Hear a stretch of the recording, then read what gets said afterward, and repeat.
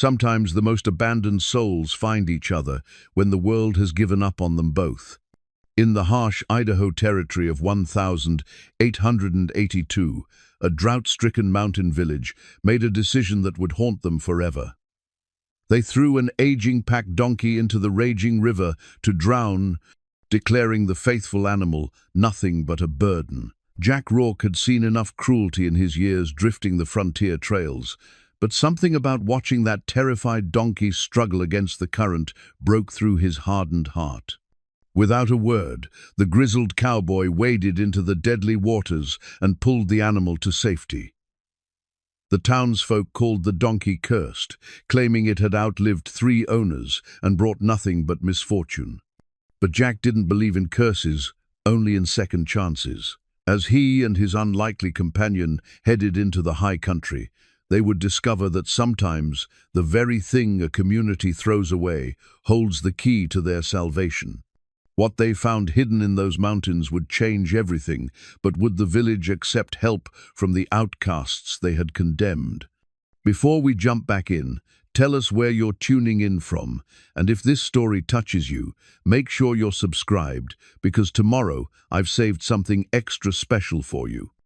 The mountain air carried the scent of pine and desperation as Jack Rourke crouched by the river's edge, his weathered hands still trembling from the cold water. The donkey stood beside him, coat matted and dark with river silt, flanks heaving from the near drowning that should have been its end. 3 smooth stones rested in Jack's palm river stones, worn gentle by decades of current, picked up without thinking as he dragged the animal to safety. Now they felt heavy as bullets, each one a weight of choice he hadn't expected to carry. Behind them, the village of Copper Falls hugged the mountainside like a collection of desperate prayers carved from timber and hope. The drought had been merciless this year, turning streams to trickles and cattle to walking skeletons. But it was the sight of grown men dragging a faithful animal to the water's edge that had stopped Jack's heart cold. He'd been riding through, same as always, when the commotion near the bridge caught his attention. "Cursed beast," Mayor Henriksen had declared, his voice carrying across the gathered crowd. 3 owners dead in 5 years. Ain't natural for an animal to outlive so many good men. The crowd had murmured agreement, their faces hard with the kind of judgment that comes easy when survival feels uncertain. Sarah Mitchell, the blacksmith's widow, clutched her shawl tight against the morning chill. "My Thomas always said that donkey brought nothing but trouble. Look what happened to old Pete when he took it on." Jack remembered Pete Garrison found frozen in a snowdrift last winter, his body curled around a bottle of whiskey that hadn't been enough to keep the cold at bay. But that was the mountain's doing, not some curse from a gentle pack animal who'd worked harder than most men Jack had known. The donkey had fought the rope with surprising strength, its dark eyes wide with an intelligence that spoke of understanding not just fear, but betrayal. These people had been its world. It had carried their supplies up impossible trails, hauled timber for their homes, worked through storms that would have broken lesser animals. Now they repaid that loyalty with swift current and certain death. Jack had never been one for grand gestures. 37 years of drifting from camp to camp, job to job, had taught him to mind his own business and keep moving. His leather journal, tucked safe in his saddlebags, contained nothing but trail maps and practical notes which passes stayed clear longest, where to find water in drought years, which towns paid fair wages for temporary work. No names, no attachments, no reasons to stay anywhere longer than it took to earn traveling money. But something about that moment by the river had changed everything. "You don't know what you're doing, stranger." Mayor Henriksen had warned as Jack waded into the current. "That animal's got the devil's own luck, brings death to anyone who gets too close." Jack hadn't answered. Words were cheap, and actions spoke clearer in the territory. He'd simply grabbed the rope around the donkey's neck and pulled, fighting current and superstition with equal determination. The animal's struggle ceased the moment Jack's hands touched the halter, as if it recognized kindness, even in its terror. Now, an hour later, they stood together by the roadside like two refugees from different wars. Jack studied the animal more carefully in daylight. It was older. Certainly grey muzzle and careful movements spoke of years well lived. But the eyes held clarity, and the way it positioned itself suggested alertness rather than the dull acceptance of a creature ready for death. "Well, old friend," Jack murmured, slipping the river stones into his pocket. "Seems we're both without welcome here." The donkey's ears twitched forward, not in fear, but attention. Jack had worked with enough animals to recognize the difference. This one was listening, considering, making judgments of its own about this gruff stranger who'd pulled it from the water. The village behind them buzzed with disapproval and worry. Jack could hear fragments of conversation drifting on the wind, concerns about angering whatever dark forces supposedly surrounded the animal, warnings about strangers who interfered with community decisions. Mayor Henriksen's voice rose above the rest, declaring that Jack and his cursed companion were no longer welcome in Copper Falls. Fine by Jack. He'd never planned to stay anyway. But as he gathered his horse's reins and prepared to move on, something made him pause. The donkey had followed him without coercion, positioning itself beside his mare with the natural ease of a creature accustomed to travel. More interesting, his horse, usually particular about her companions, showed no anxiety around the newcomer. If anything, she seemed calmer, as if recognizing a fellow traveler who understood the rhythm of the road. Jack opened his journal and sketched a quick note about Copper Falls, not because he planned to return, but because accurate records had kept him alive through 3 decades of frontier life. "Good water source," he wrote, "but poor judgment. Avoid during drought years." The morning sun climbed higher, casting long shadows across the valley. Jack knew these mountains well enough to understand that winter would come early this year, and with it, challenges that would test even the strongest communities. Copper Falls was already struggling. He'd seen it in the hollow cheeks of the children, the careful way women portioned out grain, the desperate edge to the men's voices when they spoke of the donkey's supposed curse. They blamed the animal because blaming the weather, or poor planning, or simple bad luck felt too large and hopeless. Better to focus their fear on something they could control, something they could eliminate. The donkey had simply been convenient. As they walked away from the village, Jack found himself studying his unexpected companion more closely. The animal moved with purpose despite its recent trauma, pausing occasionally to test the wind or examine interesting scents along the trail. Intelligence, certainly, but something more, a kind of awareness that suggested this creature had seen more of the world than most. "Got a name, I suppose," Jack said conversationally. The donkey's ears swiveled toward him. "Though I reckon whatever they called you back there won't suit our purposes now."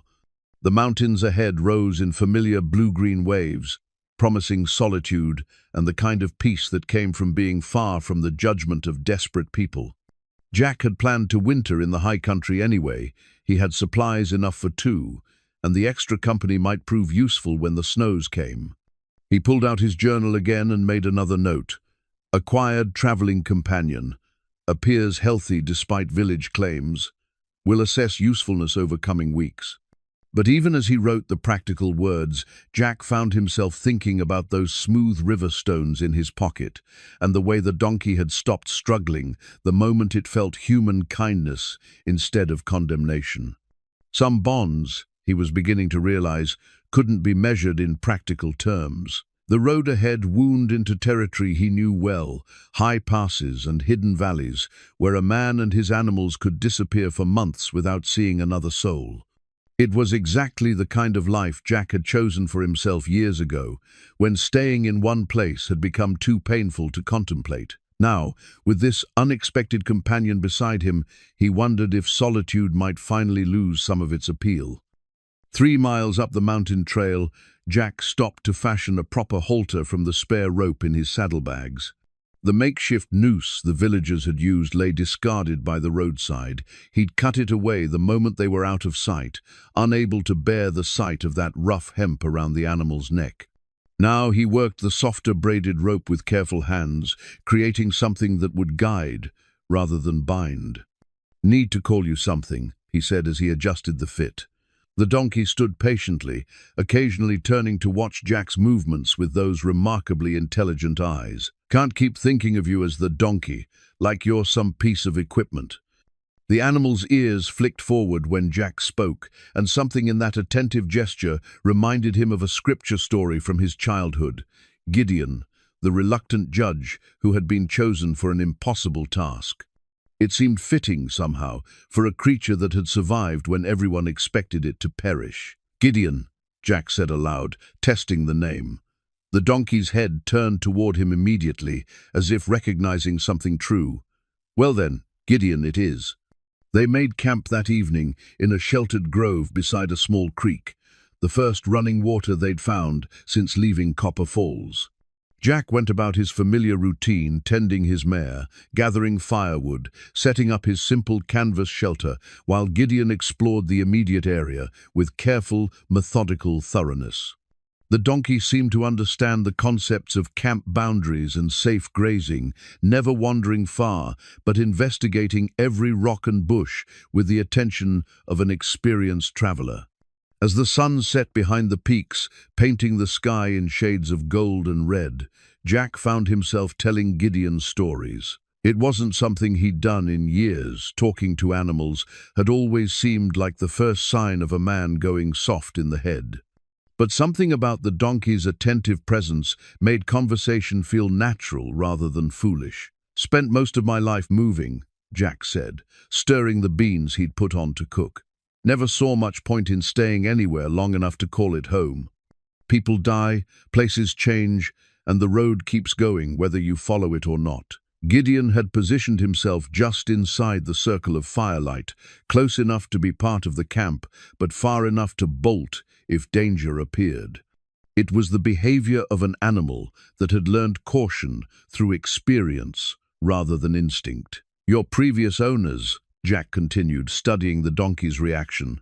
"What really happened to them?" At the mention of former masters, Gideon's ears flattened slightly, not with fear, but with something that looked remarkably like grief. The expression was so human that Jack felt a chill that had nothing to do with the mountain air. Over the next hour, as they shared a simple meal of beans and hardtack, Jack began to piece together what he could remember about Gideon's history. Pete Garrison had acquired the donkey from a prospector named Thompson, who died in a cave-in up near Silver Creek. Before Thompson, the animal had belonged to a trader named Morrison, who'd been found shot dead on the trail to Helena robbery, everyone assumed, though his goods and money had been left untouched. 3 deaths in 5 years. Jack could understand why the villagers had grown superstitious, but he'd seen enough of frontier life to know that death came easy in the territory. Cave-ins, freezing, robbery. These were the common hazards of mountain living, not supernatural punishment for keeping company with a particular animal. Still, as he watched Gideon in the firelight, Jack couldn't shake the feeling that there was more to the story than simple coincidence. The donkey had finished the handful of grain Jack had offered, and now stood quietly at the edge of camp, head raised and ears alert. Something in his posture suggested he was listening to sounds beyond Jack's hearing, the careful attention of a creature that had learned to watch for danger. "What is it, old friend?" Jack asked softly. Gideon's head turned toward the trail they'd traveled, then back toward the deeper mountains. After a moment, the donkey relaxed, but the incident left Jack thoughtful. Either the animal possessed unusually acute senses, or it had learned to be watchful for reasons that had nothing to do with natural predators. That night, as Jack lay in his bedroll listening to the familiar sounds of the mountain wind through pine boughs, the distant call of an owl, the soft shuffling of Gideon moving around the camp, he found his mind turning to memories he usually kept buried. He'd had a home once, before the wandering years began. A small ranch in Colorado, a woman named Elizabeth who'd believed in building something permanent together, plans for children and a future that stretched beyond the next job or the next trail.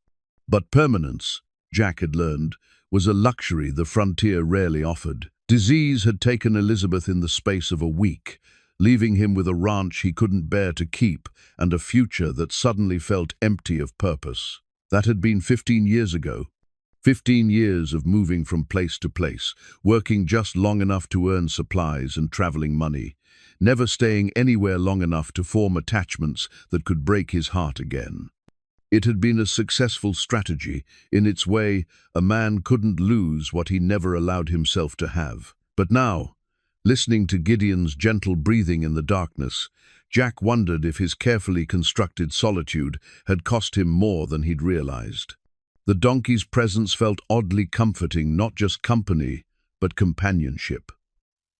The difference was subtle but significant. Morning brought clear skies and a decision that surprised Jack with its certainty. Instead of following the main trail toward familiar winter camps, he found himself studying the mountain ridges to the east. There were old mining tracks up there, routes that led to abandoned claims and forgotten settlements. Most travelers avoided that country, too remote, too dangerous, and haunted by stories of failed ventures and disappointed hopes. But something about the way Gideon had positioned himself that morning, facing those eastern peaks with what looked like anticipation, made Jack reconsider his usual routes. "What do you think, partner?" he asked, adjusting the new halter one final time. "Feel like seeing some country that doesn't know our reputation?" Gideon's response was to take several steps toward the eastern trail, then pause to look back at Jack with an expression that seemed to say, "Well, are you coming or not?" They broke camp and began climbing toward the high country, leaving behind the familiar paths Jack had traveled for years. With each mile, the air grew thinner and the silence deeper. But it wasn't the oppressive quiet of loneliness, it was the expectant hush of possibility, as if the mountains themselves were holding their breath to see what two outcasts might discover in the forgotten places of the world. The frayed rope halter moved gently with Gideon's steady gait, a simple thing made from practical necessity, but somehow transformed into something more, a symbol of trust between two souls who had found each other at the moment when they needed companionship most. Behind them, Copper Falls continued its struggle against drought and desperation, convinced that banishing one supposedly cursed animal would somehow solve their problems. Ahead lay territory that few men had seen and fewer still had mapped, holding secrets that might change everything if Jack and Gideon were brave enough to discover them. The eastern trail proved more challenging than Jack had anticipated. What had looked like a simple ridge, crossing from below, revealed itself as a maze of switchbacks and hidden ravines, each turn offering new obstacles and surprising views. Gideon, however, seemed to navigate the difficult terrain with an ease that impressed even Jack's experienced eye. On their third day in the high country, a late-season storm caught them exposed on a narrow ledge with nowhere to shelter. The wind drove sleet horizontal across the mountainside, and Jack began to worry they'd made a fatal mistake leaving the familiar trails. But Gideon suddenly left the path, picking his way carefully across loose scree toward what appeared to be solid rock face. "That's not going anywhere, old friend," Jack called over the wind, but the donkey persisted. As they drew closer, Jack realized his error. What had looked like unbroken stone was actually a cleverly concealed opening, hidden behind a natural outcropping that made it nearly invisible from the trail. The cave beyond proved to be more than a simple shelter. Someone had worked this space deliberately, widening natural chambers and building crude furniture from local timber. Jack struck a light and explored, while Gideon stood patiently in the entrance, shaking the sleet from his coat. In the deepest chamber, Jack discovered evidence of recent habitation, not just the casual occupation of a passing traveler, but the careful preparation of someone planning a longer stay.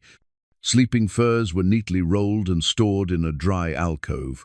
Provisions sat arranged on natural stone shelves. Most intriguingly, a collection of papers lay weighted down on a rough wooden table, covered with what looked like maps and detailed notes. Jack examined the documents by candlelight, his pulse quickening as their significance became clear. These weren't casual travel notes or simple territorial maps. Someone had spent considerable time surveying this region, marking potential mineral deposits and water sources with the kind of precision that suggested serious prospecting work. The handwriting was educated, the observations detailed and technical. Whoever had prepared these materials understood both geology and practical mining knowledge that represented years of experience and considerable investment in proper equipment and survey tools. But the most remarkable discovery lay beneath the maps, a comprehensive chart of the region showing not just topographical features, but claims markers, water rights, and what appeared to be a network of connected mining operations stretching across several mountain valleys. Jack spread the largest map on the table and studied it carefully. The work was professional quality, far beyond anything a casual prospector might produce. This represented a major operation, one that would have required significant capital and coordination between multiple parties. Yet the cave showed no signs of recent occupation. Dust covered everything except the areas where their entrance had disturbed the air. The sleeping firs, when Jack examined them closely, carried the musty scent of disuse. Whatever operation these maps represented, it had been abandoned for months, possibly longer. "What do you make of this, Gideon?" Jack asked, turning to find the donkey standing just inside the chamber, studying the maps with what appeared to be recognition. The donkey approached the table cautiously, then did something that made Jack's breath catch. Gideon touched his nose to a specific location on the main map, a valley marked with multiple claim symbols and detailed notations about ore quality and extraction potential. Jack followed the donkey's indication to a section labeled Blue Creek Valley, with annotations that made his experienced eye widen. The mineral assays recorded there suggested deposits rich enough to support major mining operations, the kind of wealth that could transform a struggling community like Copper Falls if properly developed. But someone had abandoned all of this, leaving behind months of careful work and valuable intelligence. The question was why. Jack gathered the most important maps and tucked them carefully into his saddlebags. Whatever story these documents told, it was connected to country they were already traveling toward. The storm outside had begun to weaken, but darkness was falling, and the cave offered better shelter than anything they'd find on the exposed trail. As he prepared a simple meal from his supplies, Jack found himself studying Gideon with new curiosity. The donkey's reaction to the maps suggested more than casual interest. Either the animal possessed remarkable intelligence, or it had been in this region before, possibly with previous owners who'd been involved in the abandoned mining operation. The cave felt warm and secure after the harsh exposure of the trail, but Jack slept fitfully that night. His dreams were filled with images of hidden wealth and abandoned claims, of men who'd disappeared, leaving their life's work behind in mountain caves. When he woke before dawn, he found Gideon standing alert near the cave entrance, ears forward and body tense with attention. Jack joined the donkey and peered out into the grey pre-dawn light. The storm had passed, leaving the world crystal clear and covered with a thin layer of fresh snow. But something in Gideon's posture suggested the animal had detected more than just weather changes. "What is it?" Jack whispered, straining his own senses for any sign of trouble. Then he heard it, the distant sound of shod hooves on stone, moving with the careful rhythm of someone trying to travel quietly. Someone was following their trail and making an effort to remain undetected. Jack quickly gathered their gear while Gideon continued his vigil at the cave mouth. The maps were safely tucked in his saddlebags, but their value would be meaningless if they couldn't stay ahead of whatever pursuit was tracking them through the mountains. As they prepared to leave the shelter that had served them so well, Jack took one last look around the abandoned cave. Someone had invested significant time and effort in establishing this base camp, only to abandon everything when success seemed within reach. The parallels to his own life, building something only to walk away when it mattered most, were uncomfortably clear. But this time would be different. This time, Jack was beginning to realize He had a partner whose loyalty had already been tested by far worse trials than mere inconvenience. Whatever challenges lay ahead in the high country, whatever secrets those maps might reveal, he and Gideon would face them together. The sound of approaching hooves grew closer as they slipped out of the cave and back onto the mountain trail, heading deeper into territory that might hold answers to questions Jack was only beginning to understand.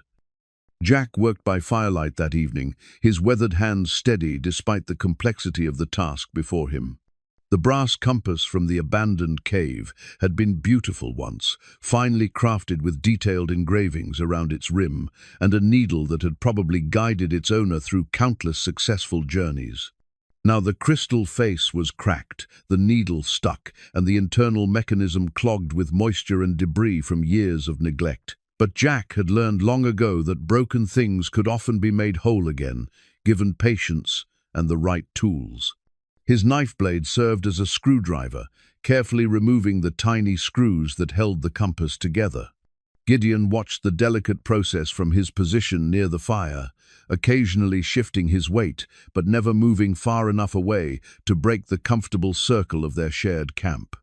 "Your previous owners," Jack said conversationally as he cleaned corrosion from the compass's internal workings, "I'm starting to think they weren't just unlucky prospectors." The donkey's ears twitched at the mention of former masters, but his expression remained attentive rather than distressed. Over the past week, Jack had noticed that Gideon showed remarkable familiarity with the high country terrain, consistently choosing the safest paths and avoiding areas where less experienced animals might struggle. More tellingly, the donkey demonstrated knowledge of basic prospecting procedures, standing patiently while Jack examined rock formations, positioning himself downwind when they encountered potentially dangerous mine shafts, and showing particular interest in areas where water and mineral deposits intersected. "You've been up here before," Jack continued, using a thin wire to free the compass needle from its seized position. "Probably more than once, judging by how comfortable you are with all this." The compass mechanism clicked softly as Jack reassembled it, each piece fitting into place with the satisfaction of a puzzle solved. When he held it up to test the needle's movement, Gideon moved closer to examine the instrument, his dark eyes following the magnetic needle as it swung toward north. Jack had always possessed steady hands and an intuitive understanding of mechanical things, skills that had served him well during his years of wandering. There was something deeply satisfying about taking a broken object and restoring it to usefulness, a kind of small victory against the entropy that seemed to govern so much of frontier life. "There we go," he said, closing the compass case and testing its function one final time. The needle pointed true north, steady and reliable despite its period of abandonment. Good as new, or near enough. But even as he celebrated the small triumph, Jack remained aware of the larger mystery surrounding their journey. The maps from the cave had revealed an extensive mining operation in the valleys ahead, complete with detailed surveys and mineral assessments that suggested considerable investment and expertise. Yet something had caused the entire enterprise to be abandoned, leaving behind valuable equipment and months of careful work. Their unknown pursuer had stayed with them for 3 days now, maintaining careful distance but never quite disappearing. Jack caught occasional glimpses of movement on distant ridges, always far enough away to avoid identification, but close enough to suggest persistent interest in their movements. Gideon had proven invaluable in detecting their followers' presence, often alerting Jack to sounds or movements that human senses missed entirely. The donkey's mountain experience was becoming more apparent daily, not just familiarity with terrain, but understanding of the subtle signs that indicated human activity in seemingly empty wilderness. On their 4th day above the tree line, Gideon led them to a hidden trail that Jack would never have discovered on his own. The path wound between massive boulders and along narrow ledges, following routes that seemed to defy the mountain's natural contours. It was engineered rather than natural, the work of men who'd needed regular access to remote locations. The trail brought them to the edge of Blue Creek Valley, the location Gideon had indicated on the cave map. Jack's breath caught as he surveyed the valley floor spread below them. Even from a distance, he could see evidence of extensive human activity, cleared areas that suggested mining operations, the geometric lines of constructed roads, and the dark mouths of tunnel entrances scattered across the valley walls. But like the cave, everything appeared abandoned. No smoke rose from what should have been active camps. No movement suggested ongoing work. The valley held the peculiar stillness of a place where significant effort had simply stopped. Jack consulted the repaired compass, then compared their position to the detailed maps from the cave. According to the surveys, they were looking at one of the richest mineral deposits in the territory, enough wealth to support a substantial operation for years. "So what happened?" he asked aloud, studying the empty valley through his field glasses. "Why would anyone walk away from this?" Gideon's response was to start down the steep trail toward the valley floor, picking his way carefully but confidently, as if following a route he'd traveled many times before. Jack followed, leading his mare and wondering what they would discover in the abandoned mining camps below. The first structures they encountered confirmed Jack's growing suspicions about the scale of the operation.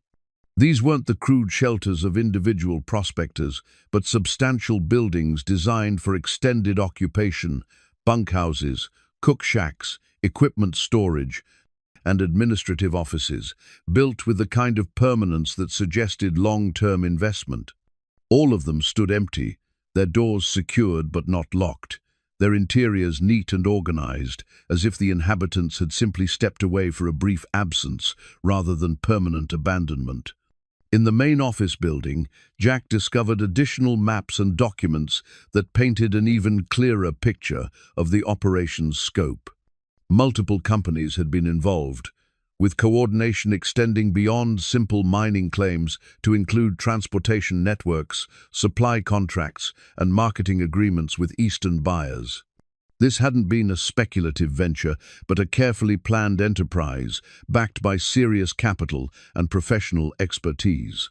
The kind of operation that should have produced steady wealth for everyone involved.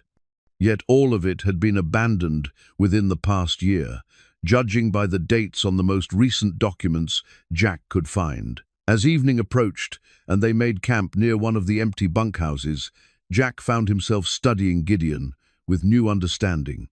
The donkey hadn't just been in this valley before he'd been part of the operation, working regularly with men who'd treated him as a valued member of their team rather than simple beast of burden. The compass in Jack's pocket pointed steadily north, its repaired mechanism faithful and true. But the real navigation they needed now wasn't geographical, it was moral and practical. Whatever had happened in Blue Creek Valley, whatever had caused prosperous men to abandon certain wealth, the answers were somewhere in this network of empty buildings and silent mine shafts. And based on Gideon's behavior, those answers might explain why 3 previous owners had died, and why a desperate village had been willing to condemn an innocent animal rather than face uncomfortable truths about their own choices and fears. The silver mining pick gleamed in the morning sunlight, its steel head pristine and sharp despite months of abandonment. Jack hefted the tool with appreciation. This was a craftsman's implement, balanced and well-made, the kind of equipment that cost serious money and lasted for decades of hard use. But what struck him most was the pick's condition. No rust marked the metal, no wear patterns suggested regular use. Someone had invested in the finest tools available, then left them behind without extracting a single load of ore. "This doesn't make sense, Gideon," Jack said, examining the tool more closely. The donkey stood nearby, watching Jack's investigation with what appeared to be approval. They'd been exploring the abandoned mining sites for 2 days now, and each discovery raised more questions than it answered. The main shaft entrance showed signs of recent excavation, fresh timber supports, newly cleared access routes, and equipment arranged with the systematic organization of an active operation. But everything stood frozen in time, as if the workers had simply vanished in the middle of a productive day. Jack descended into the mine shaft, lantern in hand, and rope secured to Gideon's saddle for safety. The tunnel extended deeper than he'd expected, professionally excavated with proper ventilation and support structures. This wasn't the hasty work of desperate prospectors, but the careful engineering of men who expected their operation to last for years. 30 feet down, the tunnel opened into a natural cavern that took Jack's breath away. The lantern light revealed veins of silver ore running through the rock walls like frozen lightning, more wealth than most men would see in a lifetime concentrated in a single chamber. But the cavern also revealed something else that made Jack's blood run cold. Scattered across the floor were the remnants of mining equipment, broken tools, torn canvas, and dark stains that looked ominously like dried blood. Jack examined the evidence carefully, his frontier experience helping him reconstruct what might have happened. This hadn't been an accident or a cave-in. The damage patterns suggested violence, deliberate destruction, rather than natural disaster. When he emerged from the shaft, Gideon was standing alert and tense, ears forward and body positioned as if ready to bolt. The donkey's behavior confirmed Jack's growing suspicions that they weren't alone in the valley. "Easy, partner," Jack said softly, checking his rifle before moving to a position with better visibility across the valley floor. "What do you see?" Gideon's attention focused on a ridge line to the south, where movement among the rocks suggested their persistent follower had finally decided to close the distance. Jack studied the area through his field glasses until he spotted a lone rider, making his way carefully down the slope toward their position. The man was older, probably in his 60s, riding a good horse and carrying himself with the confidence of someone accustomed to mountain travel. But what caught Jack's attention was the way Gideon reacted to the approaching figure, not with fear or hostility, but with what looked remarkably like recognition. Jack positioned himself with tactical advantage and waited, rifle ready but not obviously threatening. The rider approached slowly, hands visible and posture non-aggressive, until he was close enough for conversation. "Name's Thomas Whitmore," the man called out. "I've been following you folks for near a week now, hoping for a chance to talk." Jack studied the stranger carefully. Whitmore appeared to be exactly what he claimed, an aging prospector with intelligent eyes and the weathered hands of someone who'd spent decades working the mountains. But Jack had learned not to trust appearances in country where men died for reasons that had nothing to do with bad luck or natural hazards. "Talk about what?" Jack replied, keeping his rifle casually ready. Whitmore's eyes moved to Gideon, and his expression softened with what looked like genuine affection. "About that donkey you pulled from the river, about what really happened to his previous owners, and about why you're smart to be asking questions instead of believing the stories those folks down in Copper Falls have been telling." The older man dismounted slowly, showing his age but also demonstrating that he carried no immediate threat. Gideon moved closer to Jack, but didn't show the alarm he'd displayed around the villagers back in Copper Falls. "You know something about what happened here," Jack said. It wasn't a question. Whitmore nodded toward the abandoned mining equipment. "I know this whole operation was sabotaged. I know good men died trying to protect what they'd found. And I know that donkey of yours was the only witness to murder that got blamed on coincidence and superstition." The statement hung in the mountain air like a challenge, demanding response from men who'd learned to be cautious with their trust. Jack studied Whitmore's face for signs of deception, but found only the steady gaze of someone telling difficult truths. "You were part of this operation?" "Surveyor and assayer," Whitmore confirmed. "Worked for the consortium that put this together. Best job I ever had, working with decent men who paid fair wages and treated their animals right." His eyes moved to Gideon again. "That donkey carried more survey equipment up these mountains than any 3 horses could have managed. Smart as any human, and twice as reliable." Jack felt pieces of the puzzle beginning to align. What happened to the operation? Whitmore's expression darkened, Greed happened. Some folks down in Copper Falls got wind of what we'd found up here, started making claims about mineral rights and water access. When we wouldn't cut them in for shares they hadn't earned, they decided to take what they wanted by force. The older man moved closer to the mine entrance, his movements careful but purposeful. Pete Garrison was our camp foreman. Good man, honest as they come. When the trouble started, he took Gideon and tried to get word to the territorial authorities. Never made it past the first ridge. Jack remembered Pete's death found frozen in a snowdrift with a bottle of whiskey, blamed on drinking and poor judgment. They made it look like an accident. Easy enough to do in this country, Whitmore agreed grimly. Especially when the people investigating are the same ones who committed the murder. Mayor Henriksen's been running Copper Falls like his personal kingdom for years, and the idea of real wealth coming from outside his control didn't sit well with him.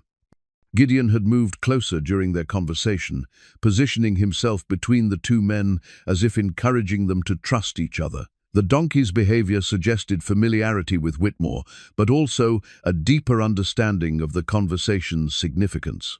"Morrison and Thompson?" Jack asked. "Same story, different methods," Whitmore said. "Morrison got too close to proving what really happened to Pete, so they staged a robbery. Thompson was asking too many questions in Helena about missing mining claims, so they arranged a cave-in that looked accidental. The implications were staggering. Jack had assumed he was dealing with frontier superstition and coincidental deaths. Instead, he'd stumbled into a conspiracy that reached from mountain mining camps to territorial government offices. "Why didn't you come forward before now?" Whitmore's laugh held no humor. "With what proof? 3 dead men and a donkey that was supposedly cursed? The people who could have testified were either dead or had disappeared into country where nobody could find them. I've been hiding in these mountains for 8 months, trying to stay alive long enough to find evidence that would stick in a territorial court." Jack thought about the maps and documents they'd discovered, the careful records of mineral wealth and operational planning. "The cave where we sheltered during the storm that was your base camp."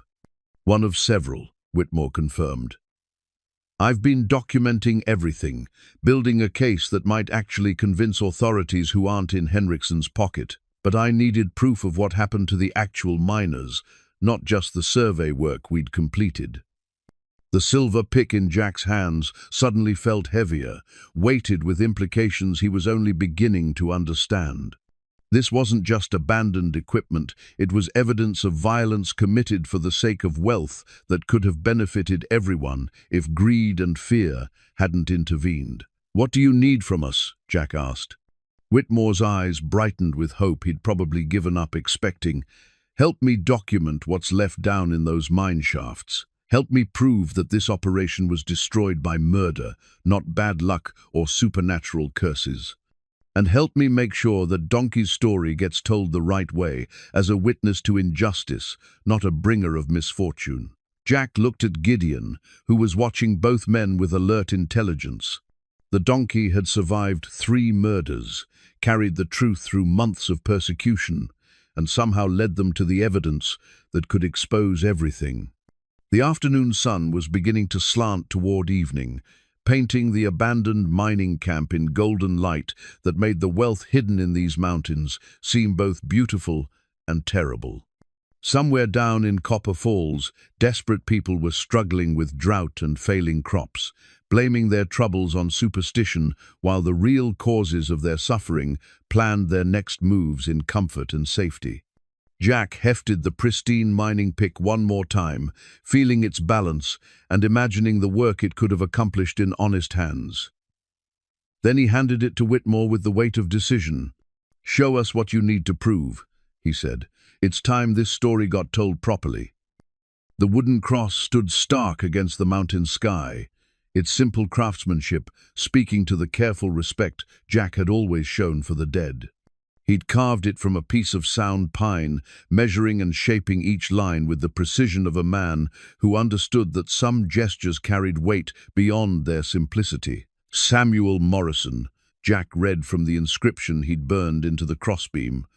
died seeking truth. It wasn't much of an epitaph, but it was honest, which seemed more important than eloquent words that nobody would believe. They'd found Morrison's remains in a collapsed section of tunnel, buried under rocks that had been carefully arranged to simulate a natural cave-in. But Whitmore's experienced eye had identified the deception. Immediately the support timbers had been deliberately weakened, the collapse triggered at a specific point to ensure maximum lethality. He was getting close to something, Whitmore said, standing beside the grave they'd dug in a level spot overlooking the valley. Morrison had connections in Helena, people who could have brought territorial investigators up here to look at what we'd found. Jack tamped the earth firm around the cross's base, ensuring it would stand against mountain weather. Gideon watched the burial ceremony with what appeared to be solemn attention, occasionally moving closer to the gravesite, as if paying his own respects to a man he'd known. The past 3 days of exploration had revealed the full scope of the conspiracy Whitmore described. The Blue Creek Valley operation had been sabotaged systematically, with key equipment destroyed and critical personnel eliminated through methods designed to appear accidental, but the evidence was still there for men who knew how to read the signs. Water rights, Whitmore continued, consulting a notebook filled with careful observations. That's what this was really about. Morrison discovered that Mayor Henriksen had been filing false claims on water sources throughout this region, using shell companies and forged documents to establish legal control over resources that belonged to the territory. Jack had found the hidden spring Morrison died, protecting a source of pure mountain water that could supply mining operations, agricultural development, or municipal systems for decades. Control of that water meant control of everything else that depended on it, including the struggling communities down in the valleys. "So they killed him for filing papers?" Jack asked. "They killed him for threatening their monopoly," Whitmore corrected. Henriksen and his associates had been planning to control development in this entire region, deciding who could prosper and who would fail based on their own interests. Our consortium represented outside capital and territorial oversight, everything they couldn't manipulate or corrupt. The implications extended far beyond Blue Creek Valley. Jack was beginning to understand that the drought affecting Copper Falls might not be entirely natural. If water rights had been illegally diverted or controlled, then the community's suffering was at least partly artificial, created to maintain dependence on the very people who claimed to be trying to help. "The donkey," Jack said, watching Gideon explore the area around Morrison's grave. "Why blame him specifically?" Whitmore's expression softened with what looked like paternal pride. "Because that animal's too smart for his own good." Gideon witnessed Morrison's murder, and somehow Henriksen's people figured out that he could lead investigators back to evidence they'd tried to destroy. Easier to spread stories about curses than admit they were afraid of what a donkey might reveal.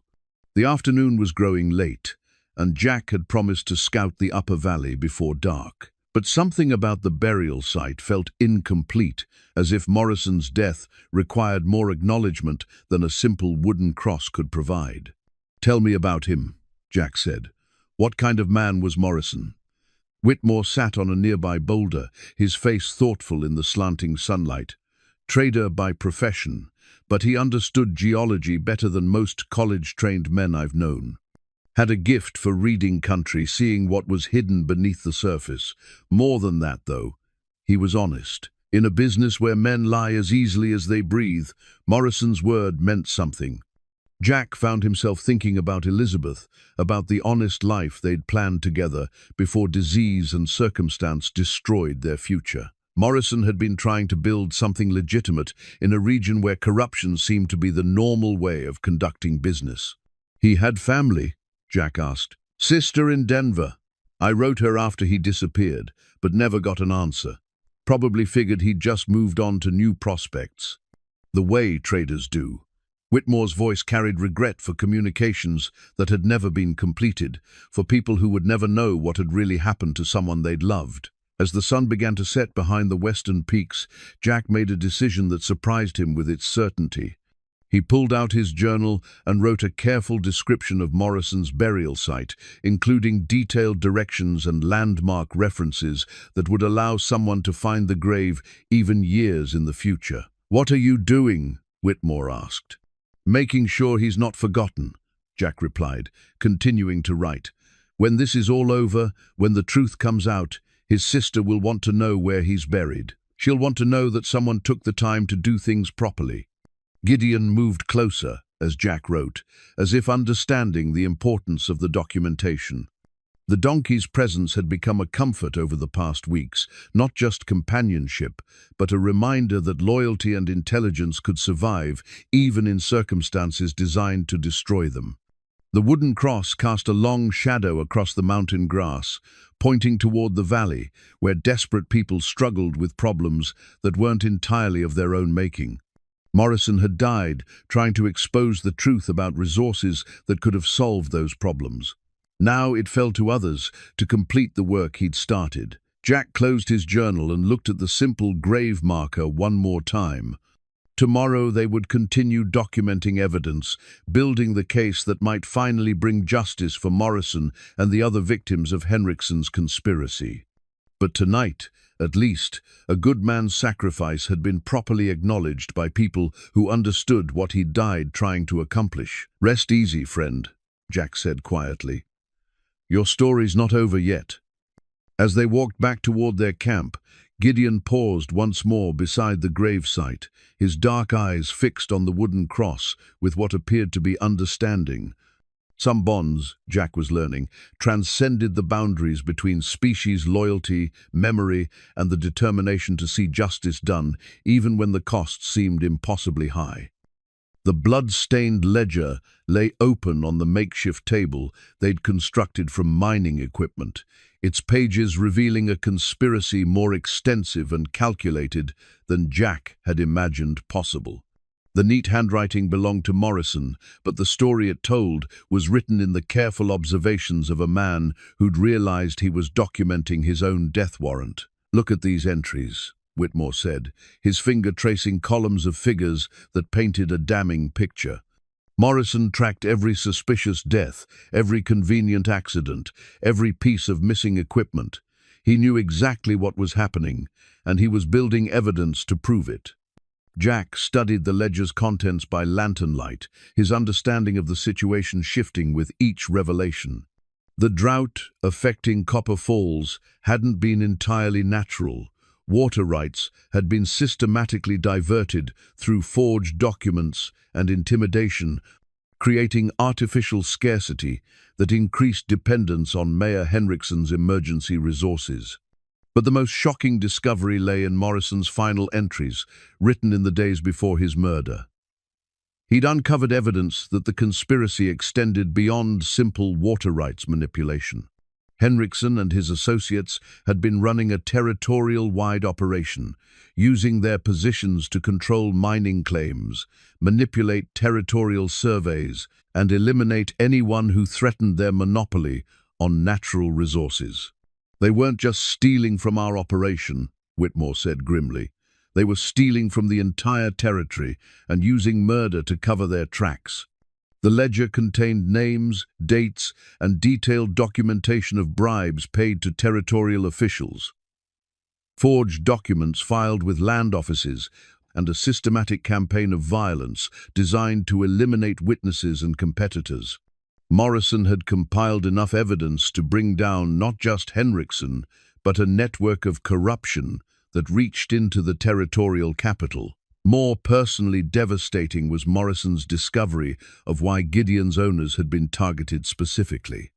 The donkey hadn't just been a witness to random crimes, he'd been deliberately used as bait to draw out people who might expose the conspiracy. They knew Morrison was getting close to the truth, Jack realized, reading between the lines of the careful entries. So they killed Pete Garrison and made sure Gideon would eventually end up with Morrison. When Morrison took the bait and started investigating Pete's death, they had him exactly where they wanted him. Whitmore nodded grimly. And when Morrison got too close to proving murder, they eliminated him and passed Gideon on to Thompson. Same pattern. Use the donkey as bait to identify threats, then eliminate the threats and move the evidence to the next target. The calculated cruelty was breathtaking. Henriksen's group had turned an intelligent, loyal animal into an unwitting instrument of murder, using Gideon's natural tendency to bond with kind owners as a way of identifying people who might cause problems for their operation. That's why they called him cursed, Jack said, understanding finally dawning. It wasn't superstition, it was cover story. Spread rumors about bad luck, and nobody looks too closely at the actual causes of death. But Morrison's final entries revealed something even more significant. In his last weeks, he'd discovered that the conspiracy was preparing to move beyond individual murders to large-scale elimination of entire communities that posed threats to their control. Copper Falls was scheduled for natural disaster, a dam failure that would be blamed on drought stress, but would actually result from deliberate sabotage. They're planning to kill the whole village, Whitmore said, his voice tight with horror. Wipe out everyone who might remember the original water rights, then move in with rescue operations that let them control the rebuilding. Jack felt a chill that had nothing to do with mountain air. The same people who'd tried to drown Gideon were planning mass murder, disguised as tragic accident, to protect their illegal control of territorial resources. The ledger's bloodstains took on new significance as Jack realized they marked the exact moment Morrison had understood he was going to die.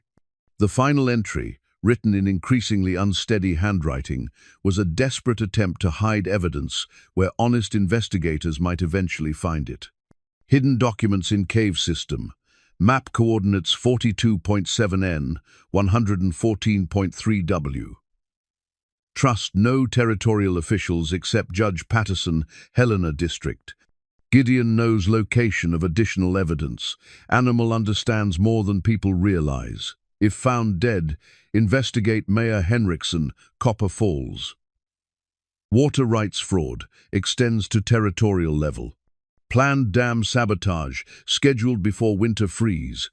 Save the village, save Gideon. S. Morrison. Jack read the final entry aloud, his voice steady despite the emotional weight of Morrison's last words. The man had used his dying moments to leave instructions for preventing mass murder, trusting that someone would eventually care enough to follow the trail he'd left. The cave coordinates, Whitmore said. That's the site where you found me camped. Morrison knew I'd go there eventually, knew I'd find his message and understand what it meant. Gideon had been standing quietly nearby during their examination of the ledger, but now he moved closer to the table, his dark eyes focused on the blood-stained pages with what appeared to be recognition.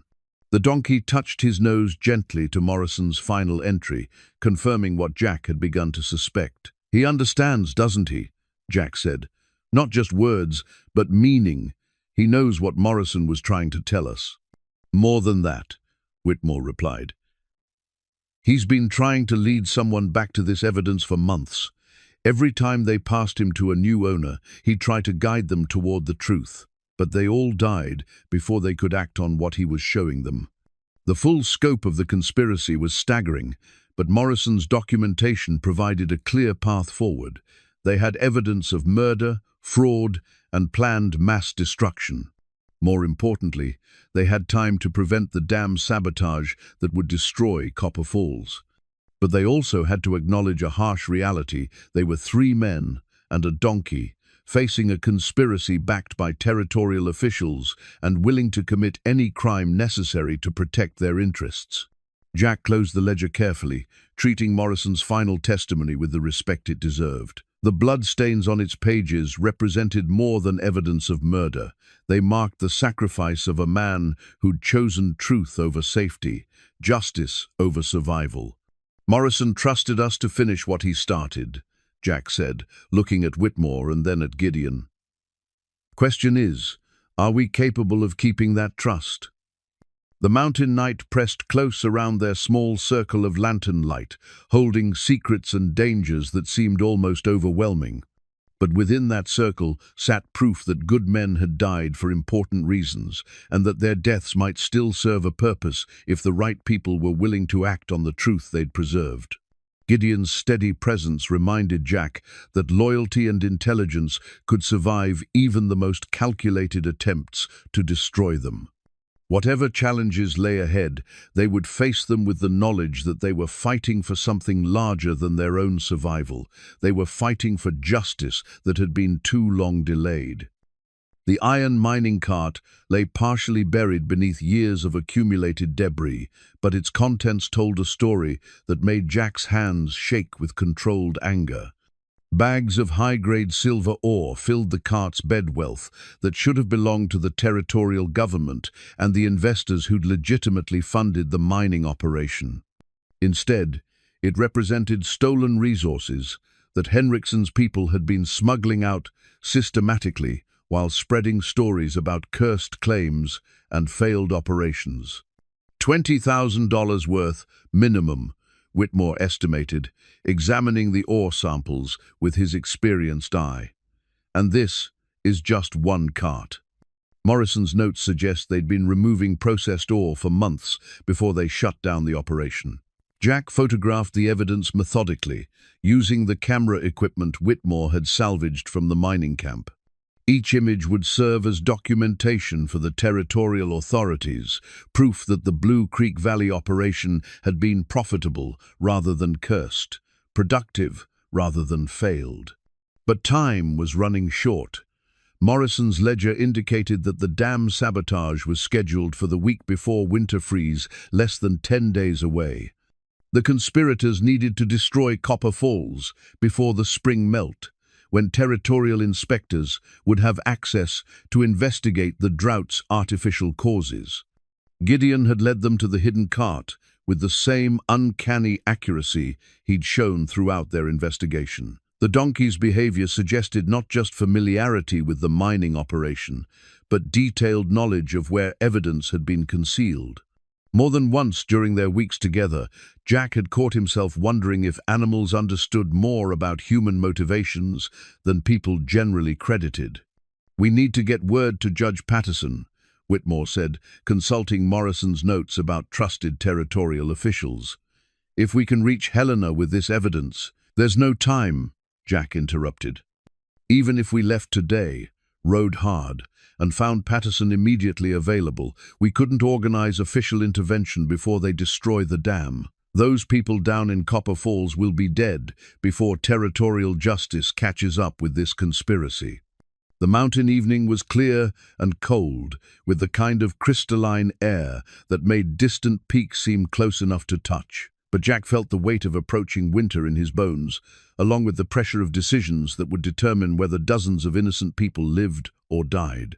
"So, what do you propose?" Whitmore asked. Jack studied the maps spread across their makeshift table, tracing routes and calculating distances with the precision of a man whose survival had always depended on accurate planning. The dam above Copper Falls was accessible by several routes, but all of them required careful timing and considerable risk. "We stop them ourselves," Jack said finally. "Prevent the sabotage, expose the conspiracy, and make sure the evidence reaches honest authorities." It was a desperate plan, made more challenging by their limited resources and the enemy's advantages in numbers and territorial connections. But Jack had spent 15 years learning that sometimes desperate action was the only response to impossible circumstances. "You realize they'll kill us if they catch us," Whitmore pointed out. "They'll kill us anyway," Jack replied. "At least this way, we might save the village and make sure Morrison's death means something." Gideon moved closer as they discussed strategy, positioning himself where he could observe both men and the maps they were studying. The donkey's intelligent attention had become a constant during their investigation, as if he understood that human conversations about evidence and justice directly affected his own survival. Jack found himself remembering Elizabeth's death, the helpless feeling of watching disease destroy someone he loved while being unable to take any action that would matter. He'd spent 15 years running from that helplessness, choosing solitude over the risk of caring about outcomes he couldn't control. But Morrison's blood-stained ledger had changed something fundamental in Jack's thinking. The surveyor had died trying to protect people he barely knew, trusting that someone would eventually care enough to act on the evidence he'd preserved. That trust created obligations that transcended personal safety or comfort. "There's something else," Whitmore said, consulting Morrison's notes. According to his final entries, Henrikson's people have been monitoring territorial communications. They'll know if we try to send word to Helena, and they'll have time to accelerate their timeline. The conspiracy's reach was more extensive than Jack had initially realized. They weren't just facing local corruption, but a network that could intercept official communications and manipulate territorial responses. Traditional law enforcement might be compromised before it could become effective. "Then we handle this ourselves," Jack repeated, his decision crystallizing with the clarity that came from having no acceptable alternatives. "We document everything, preserve the evidence, and make sure the truth survives, even if we don't." They spent the evening preparing for what might be their final mission. Jack cleaned his rifle with the methodical care of a man who understood that mechanical precision often determined survival outcomes. Whitmore organized the documentary evidence, creating multiple copies of the most critical materials and hiding them in locations where honest investigators might eventually discover them. Gideon watched their preparations with alert attention, occasionally moving closer to examine equipment or maps, as if assessing their readiness for the challenges ahead. The donkey's presence had become more than companionship. It was a reminder that loyalty and intelligence could survive even systematic attempts to destroy them. As the night deepened and they finalized their plans, Jack found himself thinking about the river stones still resting in his jacket pocket. He'd picked them up during Gideon's rescue, smooth fragments worn gentle by years of current and weather. Now they felt like tokens of a simpler time, when his biggest concern had been finding winter shelter rather than preventing mass murder. "You don't have to do this," Jack told Whitmore. "You've already done more than anyone could reasonably expect. Morrison's evidence will eventually reach the right people, and justice will be served in its own time." Whitmore's response came without hesitation. "Those people down in Copper Falls don't have time for eventual justice. Besides, I made Morrison a promise before he died that his work wouldn't be wasted, that the truth would come out, regardless of what happened to the people trying to expose it." The commitment was absolute, the kind of decision that defined character more clearly than years of easier choices. Jack recognized something of his younger self in Whitmore's determination. The man he'd been before loss and disappointment had taught him to avoid attachments that could cause pain. But perhaps Morrison's example suggested a different approach to frontier life. Perhaps commitment to larger principles could provide meaning that transcended personal safety or comfort.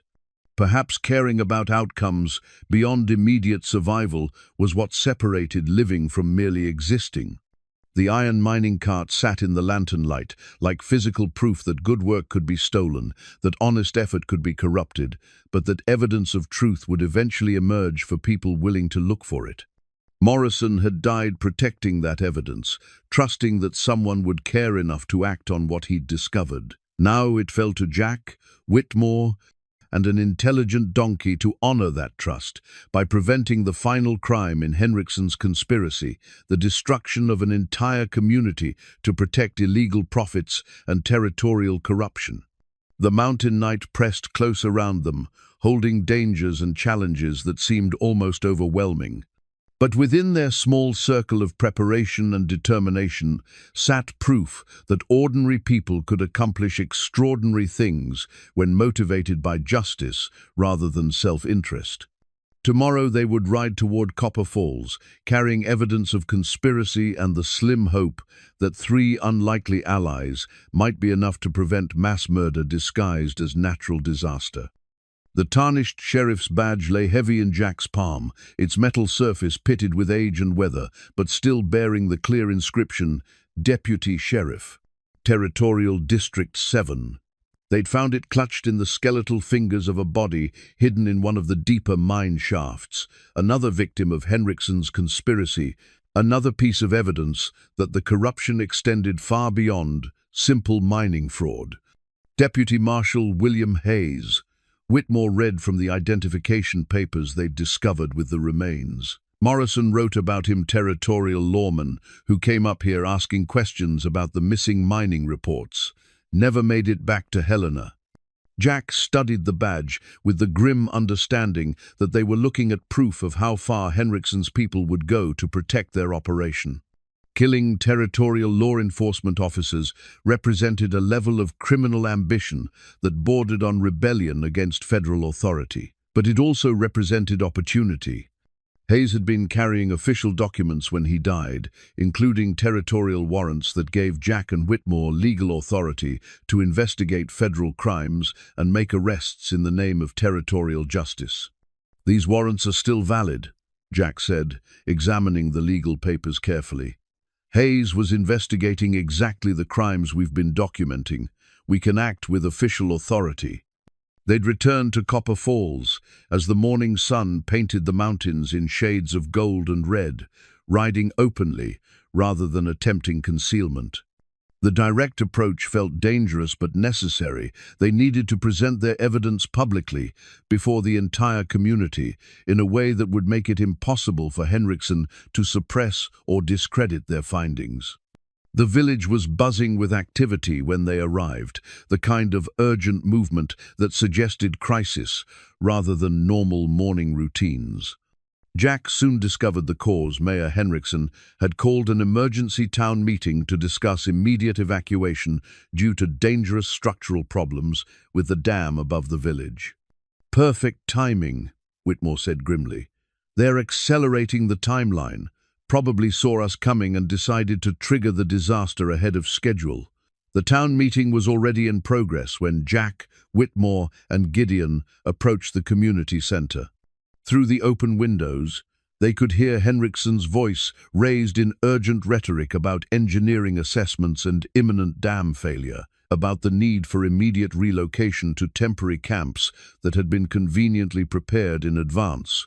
Jack felt his pulse quicken as he recognized the manipulation being employed. Create artificial urgency, offer prepared solutions, and rush people into decisions before they had time to think clearly or ask difficult questions. It was a technique he'd seen used by confidence men and territorial carpetbaggers throughout his years of frontier travel. "Citizens of Copper Falls," Jack called out as they entered the meeting hall, his voice carrying the authority of a man accustomed to command. "Before you make any decisions about evacuation, you need to hear evidence about what's really been happening in these mountains." The room fell silent as the villagers turned to stare at the three dusty travelers who'd interrupted their crisis meeting. Jack recognized many faces from his brief previous visit: Sarah Mitchell, the blacksmith's widow, Tom Bradley, who ran the general store, and dozens of other people who'd stood by silently while their neighbors tried to drown an innocent animal. Mayor Henriksen's face had gone pale at their unexpected appearance, but he recovered quickly, his politician's instincts providing smooth responses to unexpected challenges. "Folks, this is the stranger who interfered with our community decision about the cursed animal," Henriksen announced, his voice carrying dismissive authority. "I'm afraid we don't have time for outsider theories when we're facing immediate danger from dam failure." But Jack was already moving toward the front of the room, carrying the leather satchel that contained Morrison's ledger, Deputy Hayes's badge, and photographic evidence of the conspiracy they'd uncovered. Gideon followed close behind, his presence causing visible unease among the villagers who still believed in his supposed curse. "The dam isn't failing," Jack said clearly, his voice reaching every corner of the crowded room. "But it is scheduled for sabotage by the same people who've been stealing your water rights and murdering anyone who threatened to expose their operation." The accusation landed like a physical blow, creating a moment of shocked silence before voices erupted in confusion and denial. Some villagers shouted questions, others demanded explanations, and a few began moving toward the exits, as if unwilling to hear whatever revelations might follow. "That's a serious charge, stranger," Henriksen said, his voice steady but his eyes flickering toward the room's exits. "I hope you have evidence to support such wild claims." Jack opened the satchel and removed Deputy Hayes's badge, holding it high enough for everyone to see. "I have the badge and identification papers of Territorial Deputy Marshal William Hayes, murdered while investigating mining fraud in this region. I have documented evidence of conspiracy, water rights theft, and planned mass murder." The badge created immediate impact among the village's most frontier communities respected territorial law enforcement, and the sight of an official badge commanded attention even when carried by strangers. "Marshal Hayes disappeared months ago," someone called from the back of the room. "Search parties never found any trace of him." "Because his body was hidden in a mine shaft, along with evidence of the crimes he was investigating," Whitmore replied, stepping forward to support Jack's presentation. "The same mine shafts where 3 other murder victims were concealed after they threatened to expose systematic theft of territorial resources." Jack opened Morrison's blood-stained ledger and began reading selected entries, his voice steady and factual as he detailed the conspiracy that had been operating under their noses for years. Names, dates, documented bribes, forged water rights claims, and a systematic campaign of violence designed to eliminate witnesses and competitors. The room's atmosphere shifted as the evidence accumulated. Initial skepticism gave way to growing alarm as villagers recognized the implications of what they were hearing. These weren't wild theories from unstable outsiders.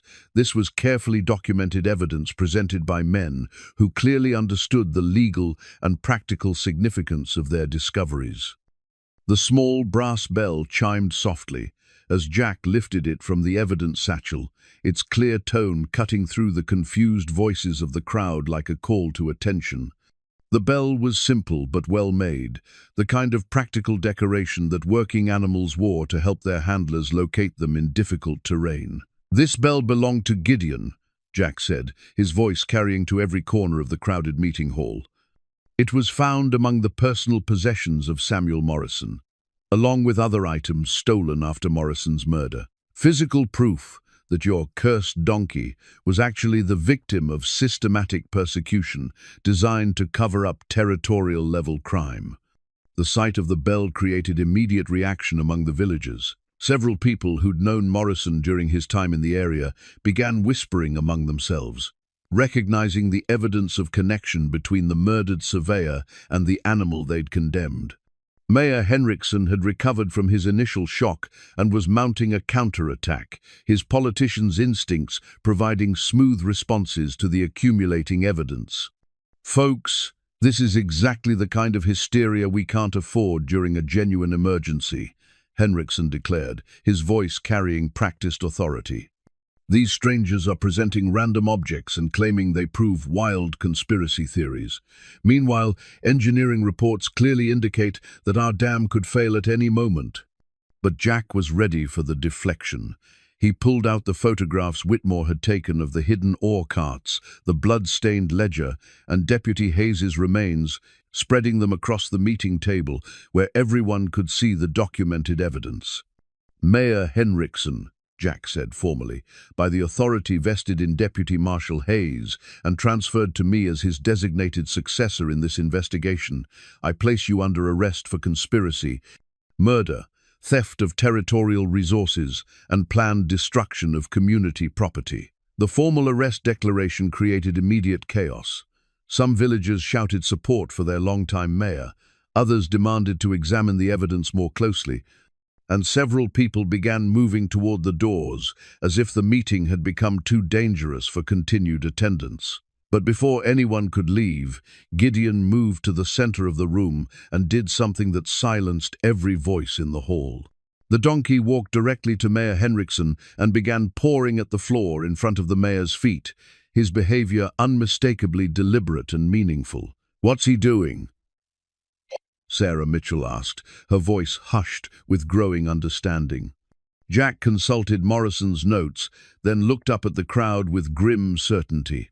According to Morrison's observations, Gideon consistently demonstrates recognition behavior around people involved in his owner's deaths. The animal's memory for faces and scents is apparently exceptional. The implication hit the room like a physical blow. Gideon wasn't just identifying Henriksen as a person of interest, he was identifying him as someone directly connected to the murders that had been blamed on coincidence and supernatural curses. Henriksen's composure finally cracked under the weight of accumulating evidence and the donkey's unmistakable accusation. "This is ridiculous," he sputtered. "You can't seriously expect people to believe that an animal's behavior constitutes legal evidence." "No," Jack agreed, "but I can expect them to believe territorial documents, photographic evidence, and documented testimony from murder victims who took the time to record what they discovered before they died." He opened Morrison's ledger to the final pages, where the surveyor had written detailed descriptions of conversations he'd overheard, meetings he'd witnessed, and specific threats made by identifiable people. The entries painted a damning picture of conspiracy that reached beyond Copper Falls, to include territorial officials and Eastern business interests.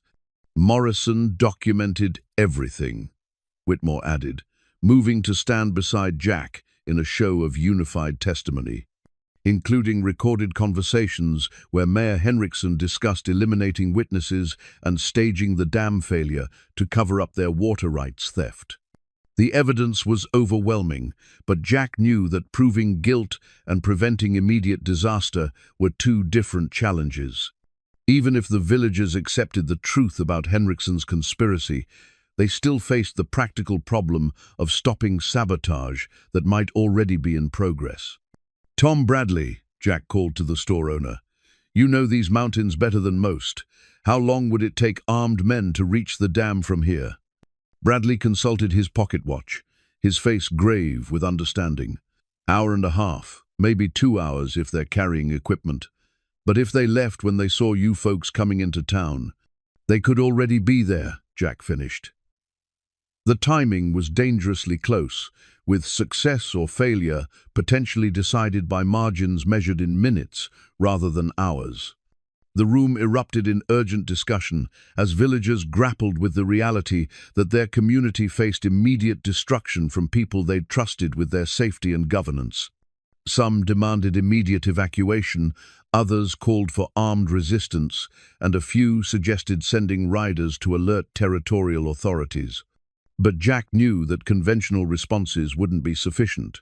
The conspiracy had been planning this operation for months, with contingencies for territorial intervention and community resistance. Only unexpected action by people Henriksen couldn't predict or control might be effective. "I need volunteers," Jack announced, his voice cutting through the chaos. "Men who know the mountain trails and aren't afraid to confront armed saboteurs. We stop this now, or Copper Falls gets washed away in what looks like a natural disaster." The response was immediate and heartening. Tom Bradley stepped forward first, followed by 6 other men who understood that their community's survival depended on action rather than discussion. They weren't professional fighters, but they were mountain men who knew the terrain and understood the stakes. Gideon's brass bell chimed softly as the donkey moved closer to Jack, positioning himself as if expecting to join the mission to the dam. The animal's presence had become essential to their investigation. His intelligence, memory, and knowledge of the terrain had guided them to evidence that might otherwise have remained hidden forever. "What about him?" Bradley asked, nodding toward Mayor Henriksen, who stood surrounded by increasingly hostile villagers. "Sarah Mitchell," Jack called to the blacksmith's widow. "I'm deputizing you as temporary sheriff with authority to hold prisoners pending territorial investigation. Keep Henriksen and anyone else who tries to leave town until this is resolved." The formal delegation of authority felt right, transforming what might have been vigilante justice into legitimate law enforcement action. Morrison's documentation and Deputy Hayes's badge provided legal foundation for extraordinary measures in extraordinary circumstances. As the volunteers gathered their weapons and prepared for immediate departure, Jack felt the weight of leadership settling across his shoulders like a familiar burden. He'd spent 15 years avoiding exactly this kind of responsibility, but Morrison's sacrifice and Gideon's loyalty had made withdrawal impossible. The brass bell chimed once more as Gideon took his position among the volunteers, ready to guide them toward the final confrontation with the conspiracy that had cost so many lives. Whatever happened at the dam, Jack realized, would determine not just Copper Falls' survival, but whether justice could triumph over corruption in territory where law and order often depended on the courage of ordinary people willing to risk everything for larger principles. The new leather harness gleamed in the afternoon sunlight, its craftsmanship representing the finest work Copper Falls leather artisans could produce. Hand-tooled designs decorated the straps, and brass fittings caught the light like small stars against the rich brown hide. But more than its beauty, the harness represented something far more significant, the community's recognition of Gideon's transformation from outcast to hero. 6 months had passed since the confrontation at the dam, where Jack and the volunteers had arrived just in time to prevent the explosive charges Henriksen's men had positioned against the main support structures. The fight had been brief but decisive, with territorial law enforcement arriving 2 days later to take custody of the saboteurs and begin the complex legal proceedings that would eventually see justice served. Jack stood in the doorway of his new home, a modest cabin on the edge of Copper Falls that the grateful community had insisted on building for him, watching Gideon graze in the meadow beyond the village. The donkey wore his beautiful new harness with what appeared to be quiet pride, though Jack suspected the animal was more pleased with the community's changed attitude than with the fine leather goods. The transformation had been remarkable to witness. The same people who'd tried to drown Gideon as a cursed burden now treated him as the town's most valuable citizen. Children brought him apples and sugar cubes, women included him in their afternoon conversations, and the men who'd once feared his presence now consulted him about weather patterns and trail conditions with complete seriousness. He really does understand more than we gave him credit for. Sarah Mitchell had said just that morning, after Gideon had led a lost child back to town from the surrounding forest. It's like he reads intentions better than most people. Jack had come to believe that assessment was entirely accurate. Over the months of their partnership, he'd watched Gideon demonstrate intelligence that bordered on the uncanny, not just in practical matters like navigation and weather prediction, but in understanding human emotions and motivations with remarkable precision. The mining operations had resumed under proper territorial oversight, with profits being distributed fairly among investors, workers, and the local community. The artificial water shortage had ended once Henriksen's illegal diversions were eliminated, and Copper Falls was experiencing the kind of prosperity its residents had only dreamed of during the drought years. But the most significant changes were less tangible, involving trust and community cohesion that had been restored through shared crisis and common purpose. People who'd been suspicious of outsiders now welcomed travelers with genuine hospitality. Neighbors who'd been competitive over scarce resources now collaborated on community projects that benefited everyone. Jack found himself thinking often about Morrison's sacrifice and the blood-stained ledger that had preserved evidence of conspiracy. The surveyor's trust in future justice had been vindicated, but more than that, his example had inspired others to choose principle over safety when circumstances demanded courage. The territorial investigation had revealed the full scope of Henriksen's network, leading to arrests and prosecutions that reached into the territorial capital and several eastern cities. Water rights throughout the region had been restored to their rightful owners. Mining claims had been validated through honest surveys, and new territorial policies had been implemented to prevent similar corruption in the future. Whitmore had accepted appointment as territorial mining inspector, a position that allowed him to travel throughout the region, ensuring that honest operations were protected and illegal activities were quickly identified. He visited Copper Falls regularly, always making time to check on Gideon's welfare and share news from his investigations. That donkey saved more than just one village, Whitmore had observed during his most recent visit. His story has become known throughout the territory. Other communities are questioning their own local officials, demanding transparency in resource management, and insisting on territorial oversight for major decisions. Jack walked out to the meadow where Gideon was grazing, carrying the handful of sugar cubes that had become part of their daily ritual. The donkey looked up at his approach, ears forward and eyes bright with the intelligence that had first caught Jack's attention months ago by the river. "Well, old friend," Jack said, offering the treats and adjusting the beautiful harness that symbolized Gideon's new status in the community. Hard to believe how much has changed since that morning by the river. Gideon accepted the sugar cubes with gentle lips, then leaned against Jack's shoulder in the gesture of trust and affection that had become their private communication. The simple contact carried weight beyond its physical nature, acknowledgement of the bond that had formed between two outcasts who'd found purpose in each other's company. Jack pulled the smooth river stones from his pocket, the same stones he'd picked up during Gideon's rescue. They'd become a talisman of sorts, a reminder of the moment when choosing compassion over convenience had changed both their lives in ways neither could have predicted. The village below them bustled with the activity of a thriving community, children playing safely in streets where adequate water flow had restored gardens and livestock, adults working on construction projects that expanded rather than merely maintained their homes, and the general atmosphere of optimism that came from facing challenges successfully rather than being defeated by them. "You know what I've learned?" Jack asked, speaking to Gideon but really addressing the larger questions that had occupied his thoughts since choosing to stay in Copper Falls.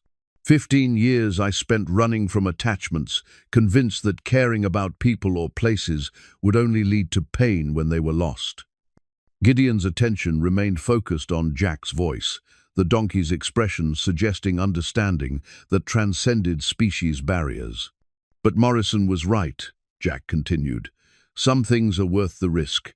Some bonds are strong enough to survive whatever tries to break them. And sometimes the very act of caring, really caring about something larger than yourself, is what makes life worth living." The late afternoon sun painted the mountains in shades of gold and purple, the same colors Jack had admired during his years of solitary wandering. But now the beauty felt shared rather than observed in isolation, connected to a community and purpose that gave meaning to each day's simple pleasures. As they walked back toward the village together, Jack reflected on the chain of events that had brought them to this moment. A moment of compassion by a river had led to friendship, investigation, justice, and ultimately the salvation of an entire community. Morrison's sacrifice had been vindicated. Deputy Hayes's murder had been solved, and territorial corruption had been exposed through the determination of ordinary people who'd chosen to act when action was needed. But perhaps most importantly, an aging drifter and a supposedly cursed donkey had discovered that redemption was always possible for those willing to risk everything for the sake of simple decency and mutual loyalty. The new leather harness caught the last rays of sunlight as they approached the village, its beauty representing not just craftsmanship, but transformation, the kind of change that came from recognizing value where others saw only burden, finding purpose where others found only problems, and choosing hope where others chose fear. In Copper Falls, at least, the story had ended well, and for Jack Rourke and Gideon, that was enough to justify all the risks they'd taken and all the challenges they'd faced together.